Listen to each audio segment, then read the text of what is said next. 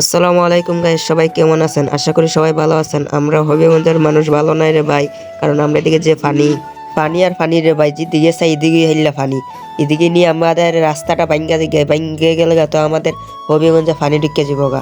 গাঙ্গের পানি অভাব নাই, গাঙ্গের পানি হেললা পানি আর পানি। পানি যেরম রে ভাই, মানুষই রমই, যে মানুষ হইবার মতন না। ওই দেখুন মানুষ হেললা, আর মানুষের লাগে রাস্তাতে আটন যায় না, বেটা কেমনে বইছে রে। এই জায়গায় আমরার মাঠও ডুববা গেছে গা। এই গাঙ্গের পাড়ে আমাদের একটা ফুটবল খেলার মাঠ আসলো। এখন এই জায়গাটাই মাঠ আসলো, মাঠটাও ডুববা গেল গা। হি পারে কি স্রোত, পানির কি স্রোত। এদিকে নি পানি বাড়তাছে আর পানি বাঙ্গালিয়া জিজ্ঞায়। এদিকে যদি পানি আয় তে আমাদের ইন্নাতাবাদ ডুবে যাবে। এদিকে কিন্তু পানি আস্তে আস্তে বাড়তিতাছে, আর এইটাই হলো আমাদের গাঙ্গের হিফার যাইবার একটা বুড়া।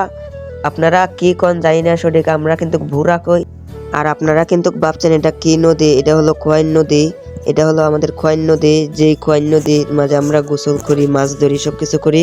এটাই তো পানি বাড়ছে বলার বাইরে। এই দেখেন কি পানি এইদিকে উঠে যেতেছে গা, আর এই নিচেও কিছু পানি উঠছে।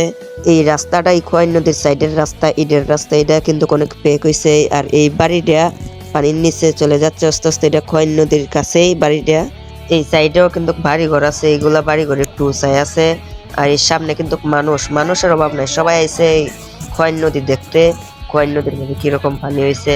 আমাদের এদিকে পানি হইলে সবাই আসে খোয়াইন নদীটা দেখতে। এবার এবছর অনেক বেশি পানি হয়েছে। এবছর পানি ওটাল হয়েছে, মানে বলার বাহিরে পানি হয়েছে। আর গাঙ্গের হিফারও কিন্তু অনেক স্রোত। গাঙ্গের হিফার মনে ভাঙ্গার সম্ভাবনা আছে। আর সামনে আমাদের একটা ব্রিজ আছে, ব্রিজের সাইডে আস্তে আস্তে ভাঙ্গা শুরু করে দিছে, বড় ভাঙ্গা দেওয়ার সম্ভাবনা আছে। যারা যারা দেশ এবং প্রবাস থেকে ভিডিওটা দেখছেন, তারা আমাদের সবার জন্য দোয়া করবেন। আমিন।